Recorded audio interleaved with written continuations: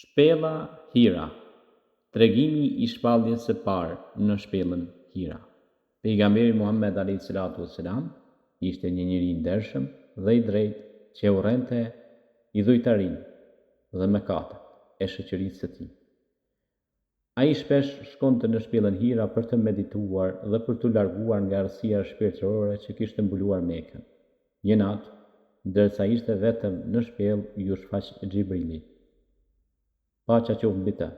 Ai i tha: Ikra, ikra, lexo, lexo. Pejgamberi alayhis salam tha: Unë nuk di të lexoj. Xhibrili e përqafoi dhe përsëri tha: Lexo në emër të Zotit tënd që të krijoi. Këto ishin fjalët e para të shpalljes hyjnore nga Allahu xhaleshanuhu. Pejgamberi u friksua dhe u kthy në shtëpi duke u dridhur i tërë dhe i bëri. Hatixha, bashortja e tij, Allahu qoftë i kënaqur me të, e qetësoi dhe i tha se Allahu nuk do ta braktisë kurrë